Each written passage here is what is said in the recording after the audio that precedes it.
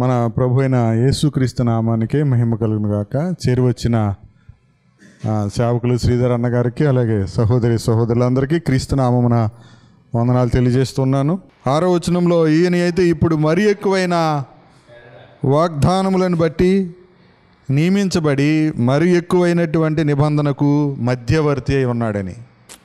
మధ్యవర్తి, దేవునికి నరులకు మధ్యవర్తిగా క్రీస్తు యేసును నరుడిగా ఈ లోకానికి వచ్చాడు కనుక మరీ శ్రేష్టమైన సేవకత్వం పొంది ఉన్నాడు. అంటే సేవకుడు అనే దానికి మీనింగ్, అర్థం చెప్పాలంటే మన ప్రభు అయిన యేసుక్రీస్తు వారిని చూపించాలి ఈ లోకంలో. ఇంకెవరు సేవకుడు అనేటువంటి పదానికి అర్థం చెప్పలేరు.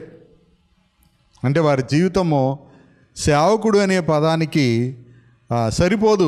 అందుకనే మనకు సువార్తల్లో, మార్కు సువార్తలో ఆయన సేవకుడిగా ఆయన మనకు ప్రత్యక్షపరచబడుతున్నాడు. మార్కు సువార్త సమాధానము ప్రకటించే సువార్త అనగా ఆయన ఆ గ్రంథంలో దూడగా, ఒక బలి పశువుగా, మరి మనుషుల కొరకు తను తాను అర్పించుకున్నవాడుగా, అనగా మనుషు కుమారుడు పరిచారము సేవ చేయించుకున్నట్టుకు రాలేదు కానీ అనేకులకు ప్రతిగా విమోచన క్రయధనముగా తన ప్రాణమును ఇవ్వడానికి వచ్చాడని ఒక నిజమైన సేవకుడు ఏం చెప్పాలో అది చెప్పాడు. ఆయన చెప్పిందే కాదు, ఆయన అలా చేశాడు, ఆయన అలాగూ జీవించాడు. అందుకని సేవకులందరికీ కూడా ఆయనే మాదిరి. విచిత్రం ఏంటంటే, ఈ లోకంలో మనుషులు 1 లేక 2 లేదా 3 విషయాల్లో కొందరికి మాదిరిగా ఉండొచ్చు, అది కూడా కొందరికే. కానీ యేసు ప్రభు అందరికీ అన్ని విషయాల్లోనూ మాదిరి. అందరికీ అని అంటే భూలోకములోని రాజులకు, అధికారులకు, మంత్రులకు, ప్రధానులకు, పరలోకంలో ఉన్నటువంటి దేవదూతలకు, ప్రధానులకు, 24 పెద్దలకు, అందరికీ కూడా ఆయనే మాదిరి.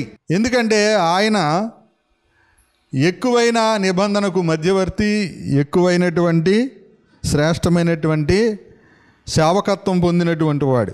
ఆయన సేవకత్వంలో ప్రధానమైనది ఏంటంటే ఆయన చేసిన క్రొత్త నిబంధన అయితే కొత్త సృష్టి, నూతన సృష్టి. క్రీస్తు యేసులో నూతన సృష్టి. ఈ నూతన సృష్టి మరలా కొత్తగా ఒక భూమిని తయారు చేసి, ఒక వాతావరణాన్ని సృష్టించి, ఒక గ్రహాన్ని, లేకపోతే అంటే ఇప్పుడు భూగ్రహం మీద ఉన్నాం కదా, వేరే గ్రహాన్ని సృష్టించి ఆయన కొత్త సృష్టి చేయలేదు. ఆదామును అందు సృష్టింపబడిన ఆ మనుషుల్లో నుంచే కొత్త సృష్టి, నూతన సృష్టి జరిగించాడు.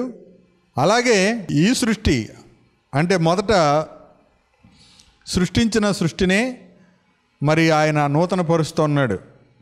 ఈ సృష్టి కూడా దేవుని కుమారుల ప్రత్యక్షత కొరకు ఎదురు చూస్తూ ఉంది. అంటే ఎప్పుడైతే నూతన సృష్టి అయినటువంటి ప్రజలు ఈ భూమి మీద నుంచి వెళ్ళిపోతారో, అనగా సంఘము ఈ భూమి మీద నుంచి వెళ్ళిపోతుందో, ప్రభు తీసుకెళ్ళిపోతాడో, అప్పుడు ఈ ప్రకృతి కూడా ఈ యొక్క దాస్యంలోంచి, నాశనమునకు లోనైన దాస్యంలో నుండి విడుదల పొందుతుంది. ఈ సృష్టి కూడా అంటే ఈ సృష్టి ఇప్పుడు పాపులకు కూడా సేవ చేస్తుంది, దుష్టులకు కూడా సేవ చేస్తుంది. ఇది తనను లోబరిచిన వాని మూలంగా, మరి దేవుడు లోబరిచిన కారణంగా, అంటే మనుషులకు లోబరిచిన కారణంగా కుమారులకు సేవ చేయవలసినటువంటి ప్రకృతి దాసులకు సేవ చేస్తున్న కారణంగా ఈ సృష్టి వ్యర్థపరచబడుతుంది. ఇదంతా మనకు రోమాపత్రిక 8వ అధ్యాయంలో కనిపిస్తుంది. గమనించాలి ప్రియులారా, హెబ్రీ పత్రిక రాయబడిన ఉద్దేశం ఏంటంటే, హెబ్రీలు లేదా ఇశ్రాయేలీయులను దృష్టిలో ఉంచుకొని హెబ్రీ పత్రికను రాయడం జరిగింది. రోమాపత్రిక అన్యజనులను దృష్టిలో ఉంచుకొని, అన్యజనుల నుండి క్రీస్తుని అంగీకరించిన వారిని దృష్టిలో ఉంచుకొని రాయించాడు. మరి 2 పత్రికల యొక్క గ్రంథకర్త ఒక్కడే, వాస్తవానికి పరిశుద్ధాత్ముడే గ్రంథకర్త. కానీ అది పౌలు ద్వారానే 2 పత్రికలు రాయించాడన్న విషయము మనకు ఇందులోని మాటలను బట్టి అర్థమవుతుంది. రోమీలకు రాసిన పత్రిక పౌలు రాశాడన్నది నిశ్చయం, కానీ హెబ్రీ పత్రిక విషయంలో కొందరికి సందేహాలు ఉన్నాయి. అయితే ఆ సందేహాలే కానీ నిజాలు కాదు. ఎందుకంటే హెబ్రీలకు రాసిన పత్రిక కూడా పౌలే రాశాడు అనడానికి ఆ మొదటి వచనము, ఆ తర్వాత చివరి అధ్యాయం కూడా తెలియజేస్తుంది. అలాగే 11వ అధ్యాయంలో, 9వ అధ్యాయంలో, 10వ అధ్యాయంలో ఆయన యొక్క అభిలాష కనిపిస్తుంది, ఆయన ఆకాంక్ష కనిపిస్తుంది, ఆయన ఆవేదన కనిపిస్తుంది. ఇశ్రాయేలీల రక్షణ కొరకు తన రక్త సంబంధులైనటువంటి వారు యేసు ప్రభువుని తెలుసుకోవాలని ఆయన ఆవేదన వ్యక్తం చేస్తాడు రోమాపత్రిక చూస్తున్నప్పుడు. హెబ్రీ పత్రికలో మరి ఈయన ధర్మశాస్త్రం విషయంలో అనింద్యుడు, అలాగే గమలీయేలు పాదముల యొద్ద ధర్మశాస్త్ర విద్యను నేర్చుకున్నవాడు కాబట్టి మరి ధర్మశాస్త్రం ఎరిగినటువంటి పౌలు ధర్మశాస్త్రముకు కృపకు ఉన్న వ్యత్యాసాన్ని రోమపత్రికలోనే కాదు, ఆ ధర్మశాస్త్ర సంబంధమైన గుడారము, అలాగే పరలోకపు వస్తువు రూపములను, భూమి మీద ఉన్నటువంటి గుడారాన్ని, అలాగే దేవుని కృపను, ధర్మశాస్త్రానికి ఉన్న వ్యత్యాసాన్ని చాలా తేటగా ఆ పరిచర్యకు ఈ పరిచర్యకు ఉన్న వ్యత్యాసాన్ని హెబ్రీ పత్రికలో తెలియజేస్తూ ఉన్నాడు. కాబట్టి హెబ్రీ పత్రికలోని కొన్ని సంగతులను అపార్థం చేసుకున్న వారు ఇప్పటికీ పొరబడుతూ ఉన్నారు. ఆ పొరబడే విషయం ఒకటే మనకి కనిపిస్తుంది. దీని గురించి చాలాసార్లు మాట్లాడడం జరిగింది. అది 10వ అధ్యాయం 26వ వచనమే ఎక్కువ మందిని అభ్యంతరపరిచేటువంటి వచనం. దాని గురించి ఇప్పుడు నేను ఎక్కువగా ప్రస్తావించట్లేదు, కానీ ఇక్కడ తర్వాత వచనాల్లోనే దీనికి వివరణ ఉంది.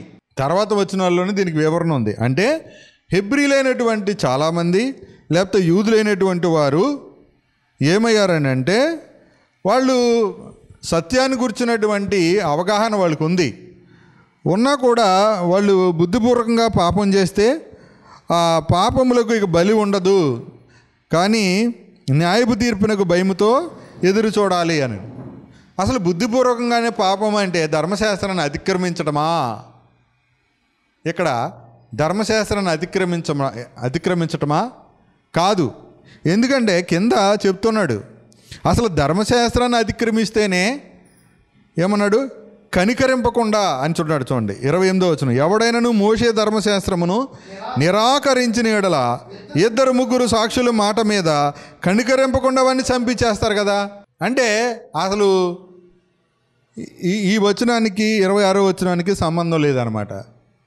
ఈ బుద్ధిపూర్వకమైన పాపం అంటే ధర్మశాస్త్రాన్ని అతిక్రమించడం కాదు, చంపేస్తారు కదా కనికరింపకుండా. ఇట్లుండగా చూడండి 29, అది దేవుని కుమారుని పాదములతో త్రొక్కి తాను పరిశుద్ధపరచబడ్డకు సాధనమైన నిబంధన రక్తమును అపవిత్రమైనదిగా ఎంచి కృపకు మూలముగా ఆత్మను తిరస్కరించిన వాడు పాత్రుడిగా ఎంచబడినని మీకు తోచుచున్నది అన్నాడు. అంటే సువార్తను తృణీకరించిన వాడికి, ధర్మశాస్త్రాన్ని ఎదిరించిన వాడు లేకపోతే నిరాకరించిన వాడు, ధర్మశాస్త్రాన్ని పాటించిన వాడి కంటే కూడా సువార్తను తిరస్కరించిన వాడికి ఎక్కువైన దండన ఉంది అని చెప్తున్నాడు. కనుక ఇది యూదులను ఉద్దేశించి రాయబడిన మాట, సంగతులు. ఎందుకంటే దేవోక్తులు ఎవరు పరం చేయబడ్డాయి? యూదులు పరం చేయబడ్డాయి. ఇది రోమపత్రికలో చర్చించాడు ఆ విషయాన్ని. కనుక వీళ్ళు సత్యమును కూర్చునే అనుభవ జ్ఞానం అంటే వాళ్ళ దగ్గర ఉన్నది సత్యమే, జ్ఞాన సత్య స్వరూపమైన ధర్మశాస్త్రము, ఆత్మ సంబంధమైనది, దైవ నియమము. అసలు మానవుడు దేవుడితో ఎలాగా సహవాసం చేయాలని అంటే పాపంతో సంబంధం లేకుండా దేవుని దగ్గరికి వెళ్ళాలి అనేది ధర్మశాస్త్రం చెబుతుంది.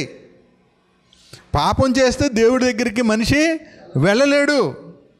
కాబట్టి ధర్మశాస్త్రం ఏం చెప్తుందంటే, ఇదిగో నువ్వు ఈ పాపం, ఇది పాపం అని పాపం ఏంటో చెప్తుంది. ఆ పాపం వల్ల నీవు దేవుని సన్నిధికి రాలేవు, దేవుని సన్నిధిని చేరలేవు, దేవుని మందిరానికి నువ్వు రావడానికి అర్హుడు కాదని చెప్తుంది. ఆ పద్ధతిలో చూస్తే ఎవరు దేవునికి మందిరానికి, దేవునితో సహవాసం చేయడానికి, దేవునితో సమాధాన పడడానికి ఎవరికి అర్హత లేదు. కనుక ఈ ఈ 8వ అధ్యాయంలో చూస్తే నిబంధన గురించి చెబుతూ ఇశ్రాయేలీయులతో మాత్రమే నిబంధన చేశాడని అపార్థం చేసుకునే అవకాశం ఉంది.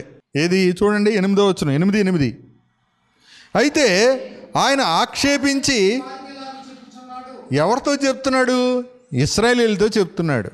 ఏంటి అది అంటే, ప్రభు ఇట్లనను, ఇదిగో ఒక కాలము వచ్చుచున్నది, అప్పటిలో ఇశ్రాయేలు ఇంటి వారితోనూ వారిని చేయబట్టుకున్న దినమున నిబంధన వంటిది కాదు కనుక నేను వారిని అలక్ష్యము చేసిదని ప్రభు చెప్తున్నాడు. 10వ వచనం కూడా చదవండి. నేను అదిగో ఇశ్రాయేలుతో అన్నాడు, మరియు వారి మనసులలో నా ధర్మ విధులను ఉంచేదను. అంటే ఇక్కడ ఈ ప్రత్యేకించి ఈ మాటలన్నీ నిబంధన అంతా ఎవరితో చేసినట్టు కనబడుతుంది? అన్యజనులు ఎవరు లేరు ఇక్కడ. ఇశ్రాయేలీయులు కాని వారు ఇందులో ప్రవేశం కనబడతలేదు. చూడండి, ఈ పత్రిక ఉద్దేశమే ఇశ్రాయేలీయులను ఉద్దేశించి రాసింది కనుక ఇంకా అక్కడ అంటాడు, నేను వారి దేవుడినైందును, వారు నాకు ప్రజలై ఉంటారు. 12వ వచనంలో కూడా, నేను వారి దోషముల విషయమై దయగలిగి వారి పాపములు నీకు అన్నడను జ్ఞాపకం చేసుకున్నని ప్రభు సెలవిచ్చుచున్నాడు. ఆయన క్రొత్త నిబంధన అని చెప్పుడు చేత మొదటిది పాతదిగా చేస్తున్నాడు. పాతదిగా చేసింది ఎవరండి? దేవుడే. కాబట్టి ఏళ్ళు వచ్చి కొట్టివేయబడలేదు, తీసివేయబడలేదు అంటే వ్యభిచారం చేయొచ్చా, అంటే దొంగతనం చేయొచ్చా అని మాట్లాడతారు కొంతమంది. ఎవడన్నా బుద్ధి ఉన్నవాడు, ఎవడన్నా కామన్ సెన్స్ ఉన్నవాడు, ఎవడన్నా చిన్నపాటి జ్ఞానం ఉన్నవాడు ఎవడైనా అలా మాట్లాడతాడంటారా? కానీ పెద్ద పెద్ద స్పీకర్లు అన్నవాళ్ళు మాట్లాడుతున్నారు ఇలాంటి మాటలు. ఏమని? ధర్మశాస్త్రం కొట్టివేయబడిందా, అయితే వ్యభిచారం చేసినా పర్లేదా? అంటే వీళ్ళకి వ్యభిచార కోరికలు ఉంటే అలాంటివి వస్తాయి, అంతేనా? పాపం చేసినా పరలోకం వెళ్ళిపోతాడా అని ప్రశ్నలు వేస్తున్నారు. అసలు ఆలోచన ఎలా వస్తుంది అంటే, చెప్పేవాడు ప్రతివాడు ఏదో జనాల్ని మోసం చేసేస్తాడు అంతలాగా.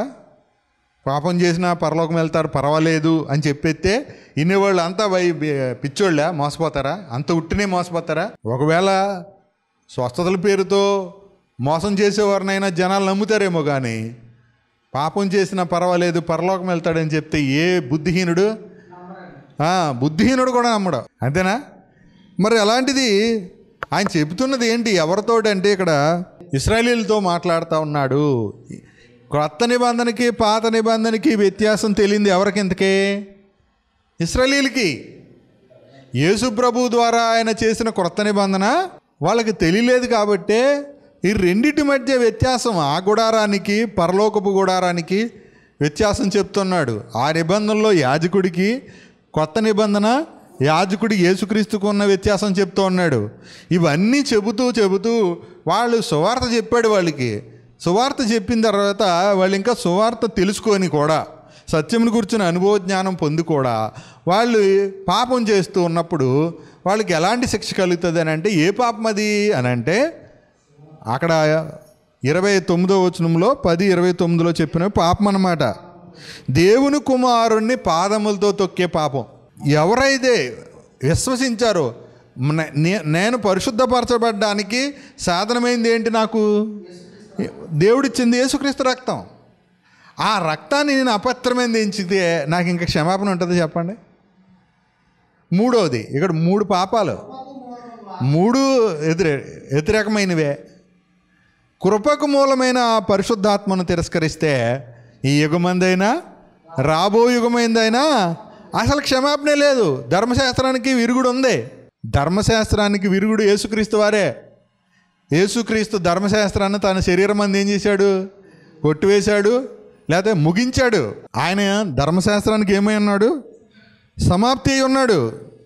అది మనము రోమాపత్రికలో ధ్యానం చేసిన సందర్భాన్ని మనం చూస్తాం. రోమాపత్రిక ఒకసారి చూడండి, ఒక్కసారి రోమా 10:4. అసలు విశ్వసించే ప్రతి ఒక్కరికి, యేసు ప్రభువుని నమ్మే ప్రతి ఒక్కరికి నీతి కలగాలి. యేసు ప్రభువుని నమ్మితే రోగం పోద్ది, యేసు ప్రభువుని నమ్మితే పిల్లలు పుడతారు, యేసు ప్రభువుని నమ్మితే ఇలా రకరకాలు ఏవో చూపెడుతున్నారు కదా. అసలు ఇది కాదు ఫస్ట్. అసలు ఏవో ఆ కారణాలతో వస్తారు యేసు ప్రభు దగ్గరికి. ఏవో లోట్లు ఉంటాయి, లోపాలు ఉంటాయి, అవసరతలు ఉంటాయి, ఆర్థిక ఇబ్బందులు ఉంటాయి, శరీర బలహీనతలు ఉంటాయి. మానవుడు శరీరంలో ఉన్న ప్రతి ఒక్కడికి సమస్యలు ఉంటాయి. ఈరోజు వాక్యం చెప్పే వాళ్ళకి లేవంటారా సమస్యలు? వాళ్ళ జీవితాల్లో సమస్యలు లేవా, లేకపోతే వారి శరీరాల్లో రోగాలు లేవంటారా? వారి కుటుంబాల్లో లోటుపాట్లు ఏమీ లేవంటారా? వాళ్ళ రక్త సంబంధాలు అందరూ యేసుప్రభుని ఎరిగిన వారేనంటారా? వాళ్ళందరూ ప్రభువుని సేవిస్తున్న వారేనా మంచి మనస్సాక్షితో? ఆ ప్రశ్నలకు వాళ్ళ దగ్గర జవాబులు ఉండవు. జనాలకు మాత్రం మోయలేని భారాలను భుజాల మీద మోపుతారు. వాళ్ళు మాత్రం వేలుతో కూడా ఎత్తరు అనేటువంటి విషయం. కాబట్టి క్రీస్తు ధర్మశాస్త్రానికి సమాప్తి అనే విషయము గ్రహించకుండా సువార్త చేస్తున్నాడు. ఏం మోపుతున్నాడు ప్రజల మీద? మోయలేని భారాన్ని మోపుతున్నాడు. ఇందుకే ఇశ్రాయేలీయులకు ఇచ్చిన ధర్మశాస్త్రమే వాళ్ళు మోయలేకపోయారనే కదా. ఏమండి, వాళ్ళు మోయలేకపోయారనే కదా యేసు ప్రభు కొత్త నిబంధన చేశాడు. మరి ఇప్పుడు అన్ని జనుల మీద ఆ భారం ఎత్తుతాడంటారా? ఇప్పుడు అన్ని జనులకి ఆ 10 ఆజ్ఞలు ఇచ్చి మీరు పాటించి పరలోకం రమ్మని చెప్తాడా? ఇశ్రాయేలీయులే నీతిమంతులు కాలేకపోతే అన్ని జనులు ఎలా నీతిమంతులు అవుతారు? ధర్మశాస్త్రం మూలంగా ఆజ్ఞలు పాటించి. అంటే పాటించక్కర్లేదా అని అంటారు. మళ్ళా పాటించి నీతిమంతుడు అవ్వలేదు అంటే పాటించడానికి ప్రయత్నించేవాడు పాపి అనే తీర్పు పొందుతాడు. ఎప్పుడైతే ఇక్కడ 7వ అధ్యాయము దాని వివరణ అదే. రోమపత్రిక 7వ అధ్యాయం అర్థం కావాలి. 6వ అధ్యాయం పాపం విషయమై చనిపోవుట, 7వ అధ్యాయం ధర్మశాస్త్రం విషయమై చనిపోవుట అర్థం కాకపోతే ఎప్పటికీ సువార్త ప్రకటించడానికి అర్హుడు కాదు.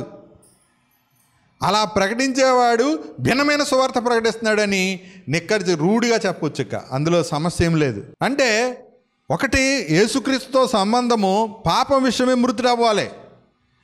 యేసుక్రీస్తుతో పెండ్లి భార్య అవ్వాలంటే, యేసు ప్రభుని పెండ్లాడాలంటే ధర్మశాస్త్రం విషయమే కూడా చనిపోవాలి.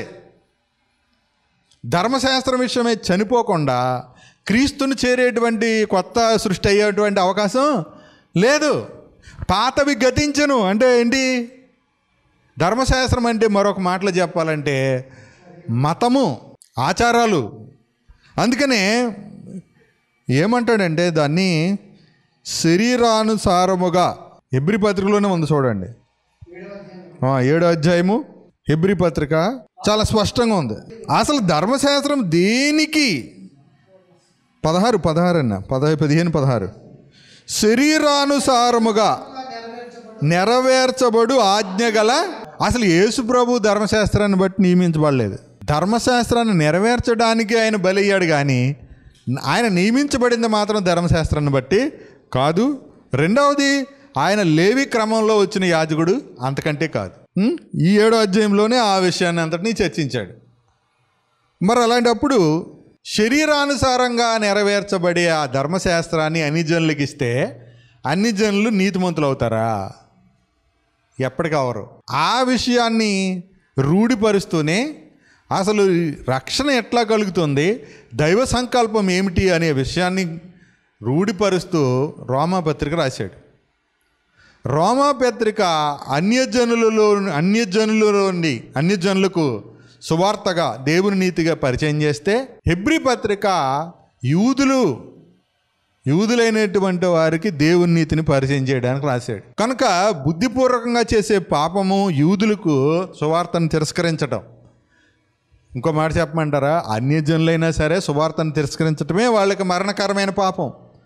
నరకానికి పోయే పాపం ఏదైనా ఉంది అంటే అన్యజనులకి అది సువార్తను తిరస్కరించడం. హెబ్రీలకు రాసిన పత్రికలో కూడా పరిశుద్ధాత్మను దూషించే వానికి క్షమాపణ లేదు. ఆ పరిశుద్ధాత్మను ఎదిరించేది ఎవరు? పితరుల కాలం నుంచి ప్రవక్తలను చంపింది ఎవరు? యూదులు. పరిశుద్ధాత్మ సంగతి అన్ని జనులకు తెలియదు కదా. పరిశుద్ధాత్మ సంగతి అన్ని జనులకి తెలియదు. అయితే వీళ్ళు కూడా, అన్ని జనులు కూడా పరిశుద్ధాత్మను తిరస్కరిస్తున్నారు. ఎలాగూ అంటే సువార్తను వ్యతిరేకించడం ద్వారా. కాబట్టి సువార్తను వ్యతిరేకిస్తే, సువార్తను నిరాకరిస్తే, సువార్తను అంగీకరించకపోతే యూదులైనా అన్ని జనులైనా వాళ్ళు మరణకరమైన పాపం చేస్తున్నారు. పరిశుద్ధాత్మను ఎదిరించడం అంటే సువార్తను ఎదిరించడమే, సువార్తను తృణీకరించడమే, యేసు ప్రభువుని నమ్మకపోవడమే, యేసు ప్రభువుని నమ్మి పాపక్షమాపణ పొందకపోవడమే, అంటే పాపంలో ఉండి చనిపోవడమే, అంటే యేసు రక్తాన్ని ఆశ్రయించకపోవడమే. దీనికి ఇదంతా కృప ద్వారా వచ్చింది కాబట్టి ఆ కృప ద్వారా వచ్చిన రక్షణను అంగీకరించకపోతే ఆ కృపకు మూలమైన ఆత్మను కూడా తిరస్కరిస్తున్నాడు.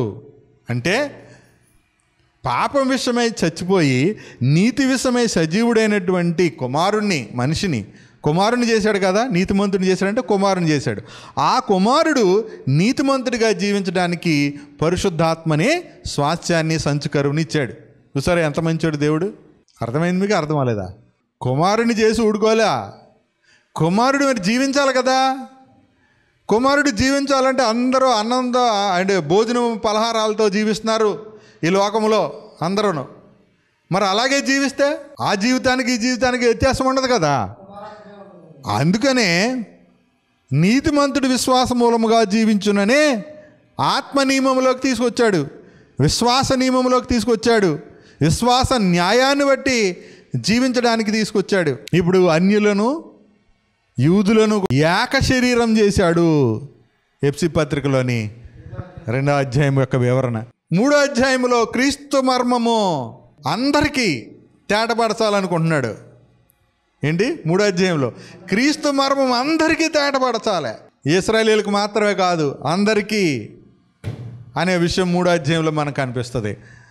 నాకు కృపను అనుగ్రహించాడు ఈ సువార్తకు పరిచారకుడిని అవటానికి, నాకు గృహ నిర్వాహకత్వం ఇచ్చాడు అని చెప్పి ప్రారంభించాడు. అది నాకు బయలుపరచబడింది. దాన్ని మీరు చదువుకుంటే మీరు కూడా ఆ మర్మాన్ని గ్రహిస్తారు. అది తరముల్లో యుగములలో మరుగై ఉన్న మర్మము. ఏంటి అదనంటే అన్యజనులు ఇశ్రాయేలుతో పాటు సమాన వారసులు, సహపౌరులు అనే విషయాన్ని జ్ఞాపకం చేశాడు. చేస్తూ వీళ్ళందరూ వీళ్ళందరూ ఒకే ఆత్మ ద్వారా తండ్రి సన్నిధికి వస్తూ ఉన్నారు. ఆ పరలోకంలో ఉన్న క్రీస్తుని బట్టే మనకు ధైర్యం కలిగింది. విశ్వాసం ద్వారా మనందరం దేవుని సన్నిధికి వస్తున్నాం అన్నాడు. ఇక్కడ బలులు పట్టుకుని వస్తున్నామనో, నైవేద్యాలు పట్టుకుని వస్తున్నామనో, పాప పరిహారార్థ బలు పట్టుకుని వస్తున్నామనో చెప్పలేదు. విశ్వాసంతో మనం అందరం కూడా ఆయన సన్నిధికి వస్తున్నామని చెప్పాడు. ఆ మాట కూడా చూడండి ఒకసారి. యూదులేంటి, ఇశ్రాయేలీయులు ఏంటి, అందరూ కూడా. ఎఫెసీయులకు రాసిన పత్రిక 3వ అధ్యాయము. ఆ వాగ్దానంలో పాలువారన్నారన్నదియే అని అంటూ 12వ వచనం చూడండి. అసలు యేసు ప్రభు ద్వారానే తండ్రి సన్నిధికి చేరేటువంటి ధైర్యము, నిర్భయమైన ప్రవేశం యేసు ప్రభుని బట్టే కలిగింది. ఆ నిజమైన గుడారంలోకి మనం ప్రవేశిస్తున్నాం. యేసు ప్రభు మనకంటే ముందు పరలోకంలో ప్రవేశించాడు. ఇప్పుడు యేసు ప్రభుతో కూడా తిరిగి లేచిన వారందరూ కూడా క్రీస్తుతో కూడా ఎక్కడ కూర్చున్నారు? పరలోకంలోనే కూర్చున్నారు. మనకు కూడా ప్రవేశం లభించింది ఆయన బట్టే. అదే విషయాన్ని చెప్తున్నాడు. ధైర్యమును నిర్భయమైన ప్రవేశము యేసు ప్రభుని బట్టి కలిగింది. ఇదే ఇప్పుడు చెప్తున్నాడు 8-11 వచనాల్లో. దేవుడు మన ప్రభు అయిన క్రీస్తు యేసునందు చేసిన నిత్య సంకల్పం అన్నాడు. క్రీస్తు యేసునందు చేసిన నిత్య సంకల్పం అంటే అర్థం ఏంటి అని అంటే, ఈ సంకల్పం జగత్తు పునాది వేయబడకుండా అనాది కాలమందే ఆయన సంకల్పం చేశాడు. జగత్తు పునాది వేయబడక మునిపే ఆయన సంకల్పం చేశాడు. అందులో మనుషులందరూ ఆయన దృష్టిలో సమానమే. యూదులని అన్ని జనులని ఆ ఆలోచన, ఆ భేదం అప్పుడు లేదు ఆయనకి. అందుకే పొద్దున్న జ్ఞాపకం చేసాం, తిమోతి రాసిన 2వ పత్రిక 9-10 వచనాల్లో మనం చాలాసార్లు జ్ఞాపకం చేసుకుంటూ ఉన్నాం. మన క్రియలను బట్టి కాక అని మొదలు పెడతాడు. తన సంకల్పమును బట్టి అన్నాడు. తన స్వకీయ సంకల్పం అంటే ఏంటి? ఇందులో ఎవరి ఆలోచన, ఎవరి ప్రమేయము, ఎవరి ప్రోద్బలము లేదు, ఎవరి రికమెండేషన్ కూడా లేదు. అందుకని ఆయన ప్రమాణం చేసినప్పుడు, ఆయన ప్రామిస్ చేసినప్పుడు తనకంటే ఎవ్వరు గొప్పవారు లేరు కాబట్టి తన తోడు అని ప్రమాణం చేశాడు. కాబట్టి తన తోడని ప్రమాణం చేసిన వాడే నెరవేర్చుటకు సమర్థుడు కాబట్టి చేయగలిగాడు. కాబట్టి ఆయన మరిచిపోడు ఆ నిబంధన, అది నిత్య నిబంధన. కాబట్టి నిత్య సంకల్పము చొప్పున 11 వచ్చిన మళ్ళీ చదువు ఎపిసి పత్రిక. నిత్య సంకల్పము చొప్పున పరలోకములో ప్రధానులకును అధికారులకును, పరలోకంలో ఉన్న వాళ్ళకి సంఘం ద్వారా అంట, సంఘము ద్వారా తన యొక్క నానా విధమైన జ్ఞానము ఇప్పుడు అంట కొత్త నిబంధన కాలంలోనే పరచవలనని ఉద్దేశించి, అంటే మానవులు ఎవ్వరూ కూడా శోధింపశక్యము కానీ క్రీస్తు ఐశ్వర్యం అంటే యూదులు శోధించలేరు, ఇంక మనుషులు ఎవరో కూడా శోధించలేని, అంటే పరిశోధించి తెలుసుకునే జ్ఞానం మనుషుల దగ్గర లేదు. ఆ క్రీస్తు ఐశ్వర్యాన్ని అన్యజనులలో ప్రకటించడం. ఇప్పుడు అన్యజనులు గొప్పవాళ్ళ, అంటే అన్యజనులు గొప్పవాళ్ళ లేకపోతే అన్యజనులు భాగ్యవంతులా, ఇశ్రాయేలీయులు భాగ్యవంతులా అంటే దేవోక్తులు కలిగిన ఇశ్రాయేలీయులు వెనకబడిపోయారు. ఏ నిబంధనలు లేనటువంటి అన్యజనులు మొదటి వారైపోయారు. కడపటి వారు అయిపోయారు. కడపటి వారు ఏమైపోయారు? మొదటి వారు అయిపోయారు. కనుక ఇదంతా చూస్తూ ఉన్నప్పుడు అసలు సంఘం అంటేనే ఈరోజు సంఘము, క్రీస్తు సంఘము అంటే అన్యజనుల్లో నుండి వచ్చినటువంటి రక్షణ పొందినటువంటి వారే కనిపిస్తున్నారు అధిక శాతం కదా. అతి తక్కువ మంది మాత్రమే యూదులు ఉన్నారు. అందుకనే యూదుల్ని అన్యజనులను కూడా ఉద్దేశించి ఆ రోమాపత్రిక రాస్తూ వచ్చాడు. కాబట్టి హెబ్రీ పత్రికని అపార్థం చేసుకుంటే ఏమవుతుందంటే సువార్త సత్యం అనేది పూర్తిగా మార్చబడిపోద్ది. అలా అపార్థం చేసుకున్న ఒక వచనం ఏంటంటే అదే హెబ్రీ 10:26 అనమాట. హెబ్రీ 10:26 అర్థం కావాలంటే 10:29లోనే దానికి ఆన్సర్ ఉంది. అయితే ఇంకా బాగా అర్థం కావాలంటే అసలు హెబ్రీ పత్రిక ప్రారంభం నుంచి ముగింపు వరకు చూసినప్పుడు అది పూర్తిగా ఇశ్రాయేలీయులను ఉద్దేశించి రాయబడింది అన్నట్టుగానే పూర్తిగా ఎలా ఉంటుంది, ఆ నిబంధనకు ఈ నిబంధనకు ప్రారంభ వచనమే దానికి ఉదాహరణ. పూర్వకాలమున నానా సమయములలో నానా విధములుగా మన పితరులతో అన్నాడు. మన పితరులు అంటే ఇక్కడ పౌలు అవ్వండి, ఆ రాసినవాడు ఒకవేళ ఇశ్రాయేలీయుడే కాబట్టి పౌలు కాకపోయినా వేరొక వ్యక్తి అయినా ఇశ్రాయేలీయుడే రాశాడు ఈ పత్రికని. కాబట్టి మన పితరులతో మాట్లాడాడు, ఇప్పుడు మనతో మాట్లాడాడు కుమారుని ద్వారా అని చెప్తున్నాడు. అయితే ఆయన ఇంకొక సత్యాన్ని చెప్పాడు అక్కడ.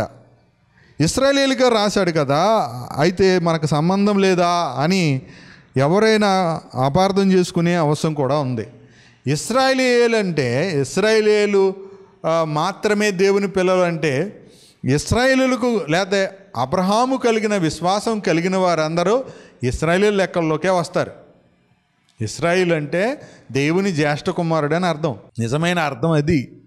అయితే 2వ అధ్యాయము 9వ వచనములో దేవుని కృప వలన అది ఆయన ప్రతి మనుషుని కొరకు మరణము అనుభవించినట్లు లేక రుచి చూచినట్లు దూతల కంటే కొంచెము తక్కువవాడుగా చేయబడిన యేసు అని రాయబడింది. మరణం పొందినందున మహిమా ప్రభావములతో కిరీటము ధరించిన వానుగా ఆయన చూస్తున్నాము అన్నాడు. అంటే ఇప్పుడు అన్యజనులు ఇశ్రాయేలీయులను ఉద్దేశించి రాయబడిన ఈ పత్రికలో 2 సందర్భాలు ఇక్కడ 2వ అధ్యాయంలోనే మనకు కనిపిస్తాయి. ఒకటి ప్రతి మనిషిని కొరకు మరణిస్తే 14వ వచనంలో కాబట్టి ఆ పిల్లలు రక్తమాంసాలు కలిగిన వారు, ఆ పిల్లలంటే ఇప్పుడు ఇశ్రాయేలీయులే రక్తమాంసాలు కలిగి ఉన్నారా? మిగిలిన అన్యజనులు రక్తమాంసాలు కలిగి లేరా? కాబట్టి రక్తమాంసాలు కలిగిన మనుషులందరి కొరకు ఆయన మరణం అనుభవించాడు. ఆ తర్వాత దాసుని స్వరూపము ధరించుకున్నాడు. అపవాదిని మరణము ద్వారా నశింపజేయడానికి జీవితకాలం అంతా మరణ భయం ఎవరికి లేదు? ఇప్పుడు చెప్పండి, అన్ని జనులకు మరణ భయం లేదా? అన్ని జనులకు జీవితకాలం అంతా దాస్యానికి లోబడిన వారుగా లేరా? ఉన్నారు.